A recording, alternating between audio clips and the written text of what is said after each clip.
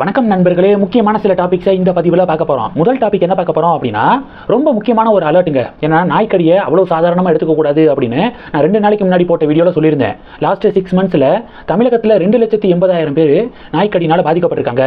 அதில் 18 பேருக்கு ரேபிஸ் தொற்று ஏற்பட்டிருக்கு, 18 பேர் இறந்து போயிருக்காங்க அப்படின்னு சொல்லிட்டு நான் வீடியோவில் சொல்லியிருந்தேன். இப்போ தொடர்ந்து நாய்க்கடி பற்றிய இன்னொரு அவேர்னஸை நம்ம தெரிஞ்சுக்கணும்.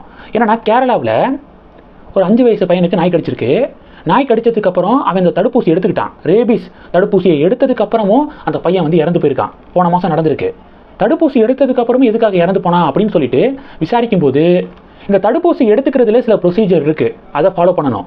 அதை ஃபாலோ பண்ணாமல் விட்டாலும் ரேபிஸ் தொற்று ஏற்படுவதற்கான வாய்ப்புகள் இருக்குது அப்படின்னு சுகாதாரத்துறை எச்சரிக்கிறாங்க. கொஞ்ச நேரத்துக்கு முன்னாடி தமிழகத்துடைய பொது சுகாதாரத்துறை இயக்குனர் இருக்கார்ல, அவர் சுகாதாரத்துறை அதிகாரிகளுக்கு சர்க்குலர் அனுப்பியிருக்காரு இந்த நாய்க்கடி விவகாரத்தில். அதை நம்ம தெரிஞ்சிக்க வேண்டியது அவசியம். அதில் என்ன சொல்லப்பட்டிருக்கு அப்படின்னா, இப்போது நாய் கடிக்குதுன்னு வச்சுக்கோம், 2 கேட்டகரியாக பிரிச்சுக்கலாம். லைட்டாக காயம், ஆழமான காயம், 2 கேட்டகரியாக பிரித்து அதுக்கு தக்கவாறு ட்ரீட்மெண்ட் எடுத்துக்க வேண்டியது அவசியம். லைட்டாக கடி அப்படின்னா ரேபிஸ் தடுப்பூசி எடுத்துக்கிட்டால் போதுமானது. எத்தனை தவணை எடுத்துக்க சொல்கிறாங்களோ மருத்துவர்கள், அத்தனை தவணை ரேபிஸ் தடுப்பூசி எடுத்துக்கிட்டால் போதுமானது. இதே ஆழமான காயம் ஏற்பட்டிருக்கு அப்படின்னா என்ன தெரியுமா பண்ணணும்?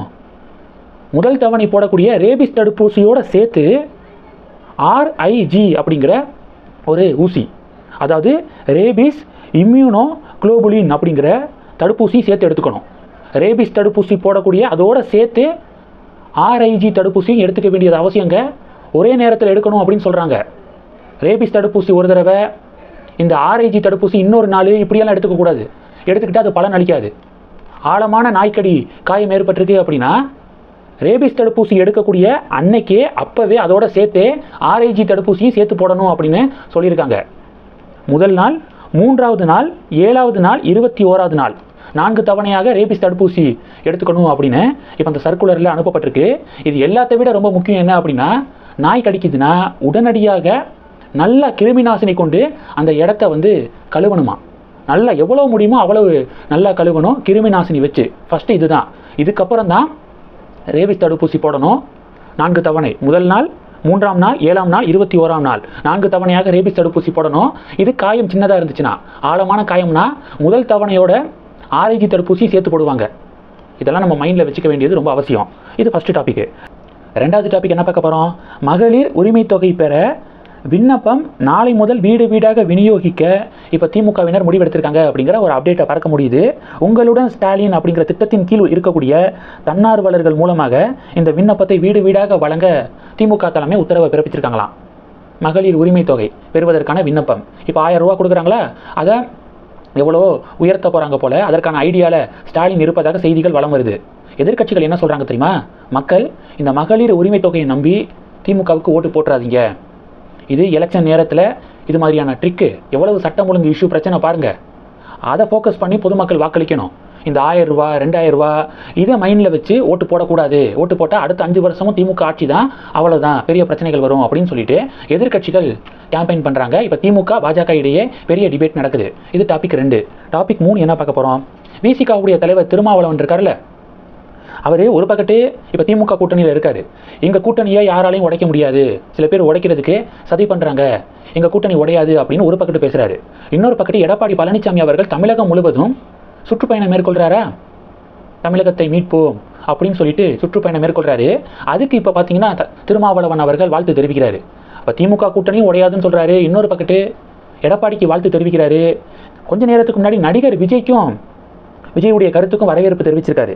பரந்தூர் மக்களுடன் கோட்டை நோக்கி சென்று போராடுவேன் அப்படின்னு சொல்லிட்டு விஜய் பரந்தூரில் விமான நிலையம் வர இருக்குல்ல, அதுக்கு எதிராக கொந்தளிச்சுக்கிருக்காரு. இப்போ பரந்தூரில் விமான நிலையம் வேண்டாம் அப்படின்னா வேறு எங்கே விமான நிலையம் வேணும்? விஜயே ஒரு சொல்யூஷன் கொடுத்தா நல்லாயிருக்கும். நீங்கள் நார்மலாக பார்த்தீங்கன்னா பெங்களூரு ஏர்போர்ட்டு, ஹைதராபாத் ஏர்போர்ட்லாம் இருக்குல்ல, இதெல்லாம் கிட்டத்தட்ட 3000-4000 ஏக்கர் பரப்பளவில் அமைஞ்சிருக்கு. ஆனால் சென்னை ஏர்போர்ட்டுடைய பரப்பளவு 1300 ஏக்கர் தான். அப்போ டெஃபினட்டாக சென்னைக்கு இன்னொரு ஏர்போர்ட் அப்படிங்கிறது அவசியம். எங்கே அமைக்கலாம்? அது விஜயே ஒரு சொல்யூஷன் கொடுத்தா நல்லாயிருக்கும். சொல்யூஷன் கொடுக்காம எதிர்ப்பு மட்டுமே தெரிவிச்சுக்கிட்டே இருக்கிறதுனால எந்த ஒரு முன்னேற்றத்தையும் அடைய முடியாது. எதிர்க்கிறீங்களா, அதுக்கு ஆல்டர்னேட்டிவாக இங்கே அமைக்கலாம் அப்படின்னு சொல்கிறது தான் சரியான ஒரு வாதமாக இருக்க முடியும். இப்போ அண்ணாமலை சொன்னார்ல, டாஸ்மாக் கடைகளை மூடுங்க, அதுக்கு பதிலாக கல் கடைகளை திறக்கலாம், இந்த டாஸ்மாக் கடைகளை மூடுவதற்கு ஒரு சொல்யூஷன் கொடுத்தாரு. அது மாதிரி பரந்தூரில் வேண்டாம் அப்படின்னா வேறு எங்கே வேணும்? தனி விமானத்தில் போகக்கூடிய விஜய் விமான நிலையம் வருவதற்கு எதிர்ப்பு தெரிவிக்கிறது தான் ஆகச்சிறந்த நகைச்சுவை அப்படின்னு நிறைய பேர் கமெண்ட் செக்ஷனில் பதிவுகளும் போடுறாங்க. இது 3வது டாபிக்கு. இப்போது விஜய் பரந்தூர் மக்களுடன் கோட்டையை நோக்கி நான் வந்து போய் போராடுவேன் அப்படின்னு சொன்னார்ல, அதுக்கு திருமாவளவன் அவர்கள் வரவேற்பு தெரிவிச்சிருக்காரு. அப்போ திமுகவுக்கும் சப்போர்ட்டு, அதிமுகவுக்கு ஒரு பக்கத்து சப்போர்ட்டு, இந்த பக்கத்து விஜய்க்கும் சப்போர்ட்டு, 3 பக்கட்டும் சப்போர்ட்டு பண்ணி வைப்போம். இன்னும் தேர்தலுக்கு 8 மாதம் இருக்குல்ல, தேர்தல் நெருங்கக்கூடிய சமயத்தில் திமுக எவ்வளவு தொகுதிகள் கொடுக்குறாங்க அப்படிங்கிறத பார்த்து டக்குன்னு அதிமுக பக்கத்தோ இல்லை டக்குன்னு விசிகா பக்கத்தோ தாவேகா பக்கத்தோ தாவியறலாம் அப்படிங்கிற அந்த மைண்ட் செட்டில் திருமாவளவன் இருக்காரா அப்படின்னு கேள்விகள் எழுப்பப்படுது. இது 3வது டாபிக்.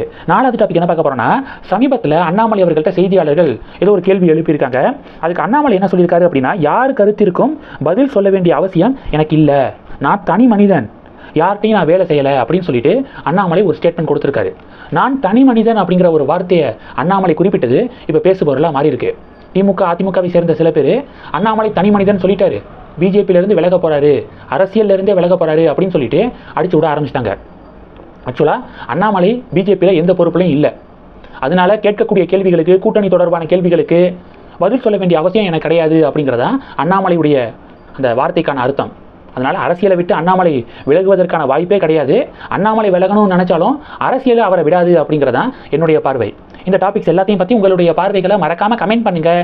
தொடர்ந்து கணக்கில் இருங்க. அடுத்தடுத்து நிறையா பதிவுகளை பார்க்கலாம். நம்ம சேனலுக்கு சப்போர்ட் பண்ணணும் அப்படின்னு ஆசைப்பட்டீங்கன்னா நான் பேசக்கூடிய வீடியோக்கு கீழே நன்றி அப்படிங்கிற ஆப்ஷன் இருக்குது. அதை கிளிக் பண்ணி உங்களால் முடிந்த தொகையை சேனல் வளர்ச்சிக்காக கொடுத்து உதவி செய்யலாம். இல்லை ஜாயின் பட்டனை கிளிக் பண்ணி நம்ம சேனலுக்கு மெம்பராக வந்து ஆகலாம். நன்றி. ஜெய் ஹிந்த்.